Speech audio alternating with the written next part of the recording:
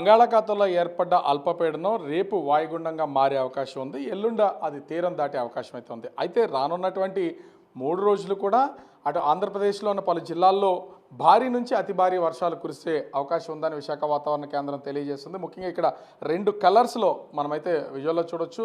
ఇక్కడ orange colour, yellow colour, heavy to very heavy rainfall వస్తుందనేది orange కలర్లోను, heavy rainfall వచ్చే అవకాశం ఉందని ఎల్లో కలర్లోను ఇక్కడ 2 కలర్స్ని ఇక్కడ ఇండికేషన్గా చూపిస్తున్నారు. మనం ఒకసారి జిల్లాలు కనుక పరిశీలించి చూస్తే శ్రీకాకుళం, పార్వతీపురం మన్యం, విశాఖపట్నం, అదేవిధంగా అటు అనకాపల్లి, ముఖ్యంగా విజయనగరం, అల్లూరు సీతారామరాజు జిల్లా, కాకినాడ, ఈస్ట్ గోదావరి, ఈ అదేవిధంగా వెస్ట్ గోదావరిలో కొంత భాగం, యానం, అంబేద్కర్ కోనసీమ జిల్లా, పొట్టి శ్రీరాములు, అదేవిధంగా కడప జిల్లా, వైఎస్ఆర్ కడప జిల్లా, నంద్యాల, కర్నూలు, అనంతపురం, ఈ ఎల్లో ఇండికేషన్లో ఉన్నటువంటి వాటికి సంబంధించి రేపు ఎల్లుండ కూడా కొంత భారీ వర్షాలు కురుస్తాయని వాతావరణ కేంద్రం అధికారులు అయితే సూచిస్తున్నారు. ముఖ్యంగా రేపు మాత్రమో అటు ఏలూరు జిల్లా, వెస్ట్ గోదావరి, ఎన్టీఆర్, గుంటూరు, పల్నాడు, ప్రకాశం జిల్లాలకు సంబంధించి భారీ వర్షం నుంచి అతి భారీ వర్షాలు కురుస్తాయనేది అధికారులు సూచిస్తున్నటువంటిది. ఈ మ్యాప్ ప్రకారం చూసినా కూడా ఈరోజు రేపు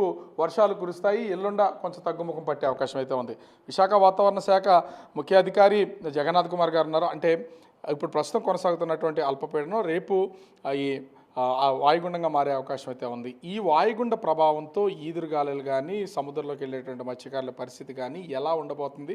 ఒకవేళ హెవీ రైన్స్ కురిస్తే ఏ స్థాయిలో పడే అవకాశం ఉంది? ఒకటి, నిన్న మయన్మార్ చుట్టుప్రక్కల ప్రాంతాల్లో ఉన్న ఉపరితల ఆవర్తనం ఈరోజు రాబోయే 12 గంటల్లో అల్పపీడనంగా పరిణామం చెంది రేపు వాయుగుండంగా వాయువ్య బంగాళాఖాతం దానికి ఆనుకొని ఉన్న పశ్చిమ మధ్య బంగాళాఖాతంలో కేంద్రీకృతమయ్యే అవకాశం ఉంది. ఎల్లుండి నాటికి అంటే 27వ తేదీ నాటికి దక్షిణ ఒడిశా, ఉత్తర కోస్తా ఆంధ్రప్రదేశ్ మధ్య తీరాన్ని తాకే అవకాశం ఉంది. ఇందాక చెప్పినట్టుగా వర్షాలు రాబోయే వారం రోజులు చెదురుముదురు నుంచి అత్యధిక ప్రాంతాల్లో పడే అవకాశం ఉంది. మొదటి రోజు క్షేత్రీయ విస్తృతి పలు ప్రాంతాల్లో, 2-3 రోజుల్లో అత్యధిక ప్రాంతాల్లో, 4వ రోజు మళ్ళీ పలు ప్రాంతాల్లో పడుతూ క్రమంగా తగ్గే అవకాశం ఉంది.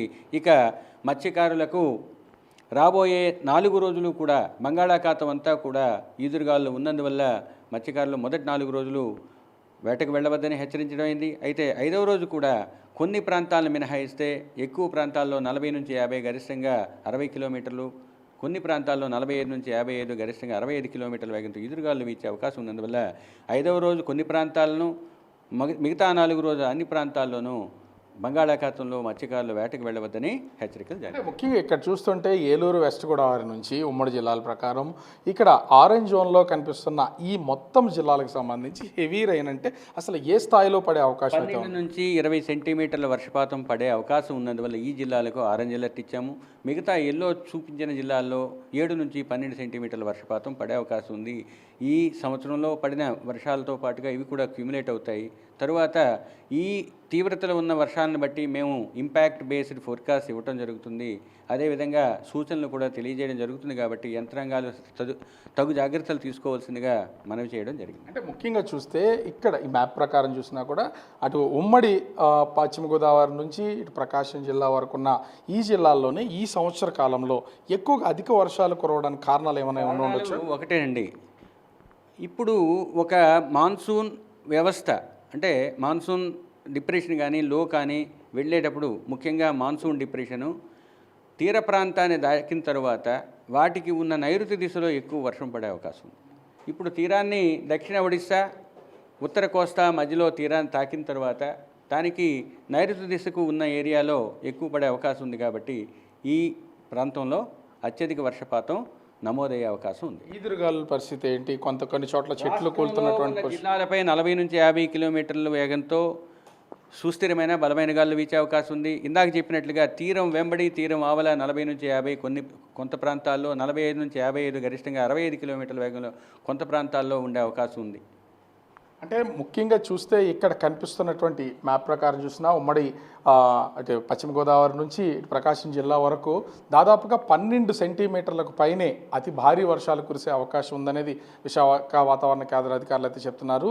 ఈరోజు రేపు ఎల్లుండ అటు రాష్ట్ర వ్యాప్తంగా వర్షాలు కురిసే అవకాశం ఉంది. ఈదురుగాలు కూడా 40 నుంచి 50 కిలోమీటర్ల వేగంలో సముద్రం బయట సముద్రం లోపల కూడా వేస్తాయి. మత్స్యకారులు ఎవరూ వేటకు వెళ్ళొద్దని విశాఖ వాతావరణ కేంద్ర అధికారులు అయితే సూచిస్తున్నారు. ముఖ్యంగా తగు జాగ్రత్తలు తీసుకోవాలని ప్రభుత్వ అధికారులకైతే ఆ విశాఖ వాతావరణ కేంద్రం అధికారి జగన్నాథ్ కుమార్ సూచిస్తున్నటువంటి పరిస్థితి కనిపిస్తోంది. కెమెరామెన్ అజయ్తో రాజు, బిగ్ టీవీ, విశాఖపట్నం.